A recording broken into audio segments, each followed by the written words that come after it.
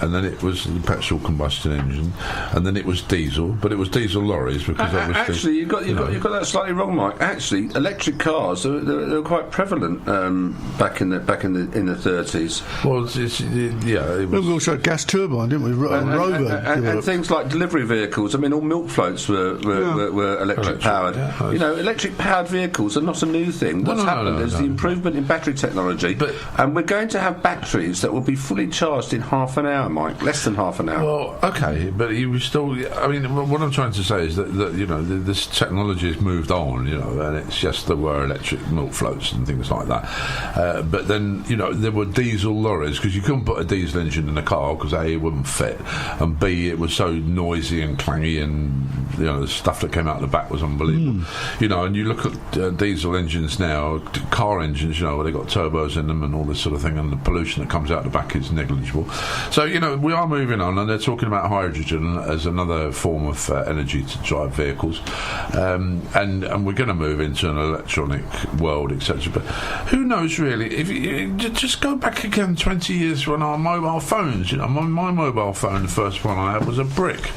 It was you needed a car to carry it in. A lot of people have been promoting the hydrogen fuel cell as a way of for vehicles, but it really is. Electricity is the most effective way, and we're now looking at the new Teslas have got 400-mile range on them. It is at the on moment, a single charge. It costs a fortune. It is at the moment, but again, what is going to happen in 10 years' time when somebody comes up? I mean, they're now talking about creating this biofuel from all sorts of rubbish and things like that. Well, aircraft are flying on it. Yeah. Aircraft are flying on biofuels. We've been producing biofuel for quite some time. All the waste from the chip shops all go into making your biofuel. Yeah, now. But if all this sort of thing comes, and somebody is working on this as we speak. This very moment of time working on something, and it wouldn't surprise me. You got the farmer who was bought out by the petroleum companies because all of his chicken manure he was converted into methane gas or something and running his cars on that. And simple little system. But of course, obviously, I knew a guy out in Cyprus when I lived out there who had actually been bought out by the oil companies because he developed a system which meant that you did not have to change the oil in your car. And do you know what the system was? It was a double oil filter, that was all. He just had another oil filter put onto his car, and he pulled out the dipstick. He had a car, and he'd done 14,000 miles, petrol. He pulled out the dipstick, and the dipstick was as clean as the day that they put the oil in, and that was 2 years before, or whatever, And of course, but the oil companies made him quite a rich man because they bought the patent out. Because they don't want it. They're selling it, yeah. And that's a simple little thing. Just two. I've often thought that actually as a sort of a thing. Why that. The filtration system within a vehicle doesn't actually filter out more of the particles from the oil. Yeah. But there you go, So, I don't know. I think if we were sitting here in 10 years' time doing the Grumpy Old Men and saying, well, isn't that surprising? Because now, you've got pencil sharpeners that will run cars or, something equally ridiculous. That's a bit far-fetched, Mike. Yeah, you can run your car on your used cat litter. That's true. Waste products need to go somewhere. They need to do something with them. Human manure. The bottom line is everything natural is being used. What is oil? Well, I think we ought to have a hot air collecting system on top of this studio because there's a lot of hot air goes around. That's very true. That's very true. We weren't far thinking there. We could actually sell some and make some for the CRMK. Grumpy old air. Well, let's bottle it. I don't know whether you guys have got it, but I had solar panels fixed on my roof for 12 months I'm ago. with you, Mike, on this one. I haven't. I've got solar panels, I've just actually had my then. latest return. Yeah. And can I say I was quite pleased, considering I was out of action because I had to have a new blooming gadget inverter changed. And I'm quite pleased. So you had them in 10 years then, obviously, because the inverters normally I got it on the very last day that you could register. This was January last year, was it? This year? No. This was at the old rate. Oh, the old rate, yeah. The old rate, 40 odd pence a unit, which is index linked for 25 years. And I suppose, what was that, about 7 years ago? Something like that. That's right, yeah. Mr. Mallyon is leaving the studio. Good value. In fact, when I left this morning, I'm using about 10 watts at home. He's not in today. Right. Cheerio, gentlemen. I'm off a little early today, and I look forward to seeing you all next week. Cheers. Okay. Bye. So we'll just take those two down while he sort of gets himself out of the studio and makes less noise and all the rest of it, you know. But peace and quiet. Now, peace and quiet range, you know. But I mean, Kevin, I got on last year, I think it was, which was just before the end of the. In fact, I signed all the paperwork before it actually, so that I could get what was now the rate, and I think it's 12 pence or something like that, you know. But it did start off originally to try and get people on it. It was up in the 40s. I think it was 43p. Yeah, because my son did that, and it was 40 odd pence and that, you know. But well, for this quarter, right, I may as well. No big deal, I guess. It is what it is. £600. Yeah. £614. You see, that's for this quarter. That's for a quarter. That's right. You know, I mean, I get a quarter of that. You know, I mean, my return is normally about 110, 120 quid. You know, but plus you are getting your free electricity during the course of the day. This is the other thing that people don't realise. You know, because I actually love it, because I can have a shower, I can do all the washing and all the rest of it. You know, all on the electricity. All on the water that is actually heated by the sun, because I've got a little gizmo on mine that's quite clever, because when there's no electricity being used in the house, or very little, and obviously the panels are generating more, then it would send it back up the national grid.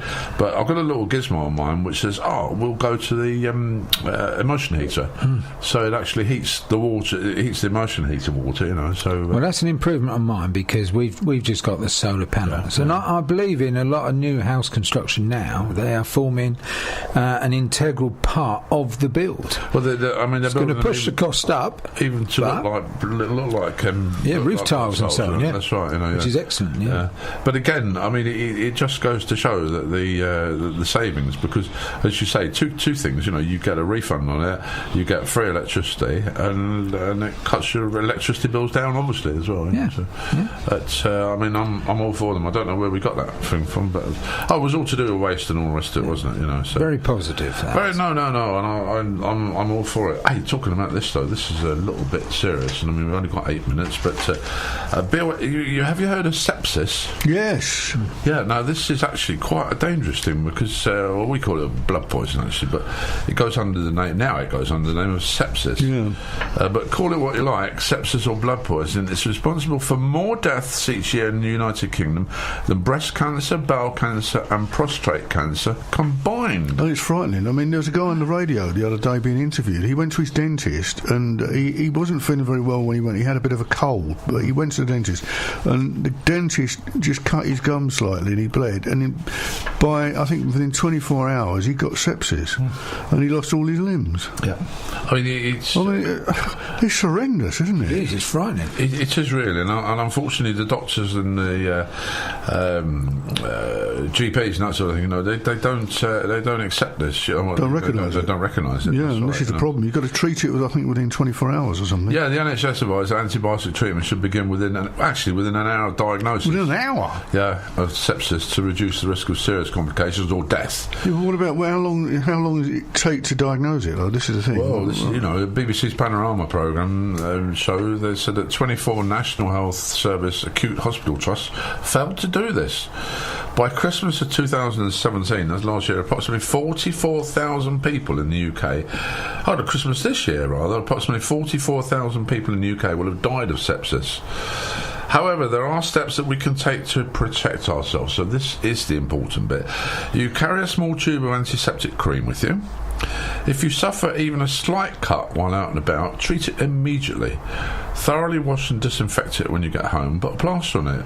And if you start feeling unwell, shivers or high temperatures, racing heart or shortage of breath, get down to A&E and tell them you think you may have sepsis. Insist on antibiotics. And as they say here, finally, don't die a pointless death. I can see loads and loads of people turn up at A&E thinking they've got sepsis.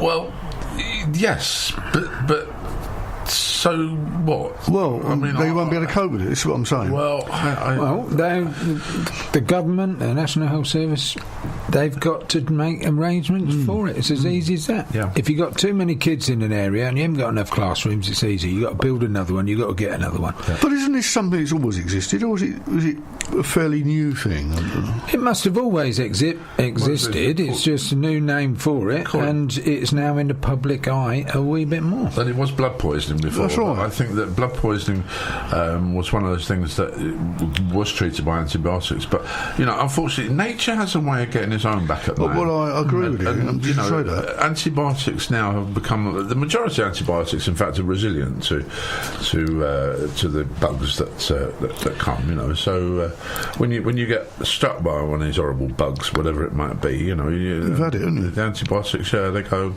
waste of time. That's right. There was actually something in the paper, in the Daily Mail this week, Mike, about that. And they're saying that antibiotics, have they reached the end of their time? They need something else because the bugs and that are evolving somehow in which they're combating... They get immune to it, Yeah. That's the word I'm after. Yeah, immune, that's right. I mean, I must say that I had the misfortune of taking my wife to A&E in Milton Keynes because she broke her ankle on Monday, but I would not fault the system in Milton Keynes bar one thing. They were very good. We were there for about 3.5 hours, of which half an hour or so, that maybe a little bit longer but not a lot, was waiting, and all the rest of the time she was actually being seen to. But she was taken in, taking all the details down, and the rest of it, then taken off to x-ray, came back, they showed us the x-ray of the broken bone, the nurse went away and put a plaster on it,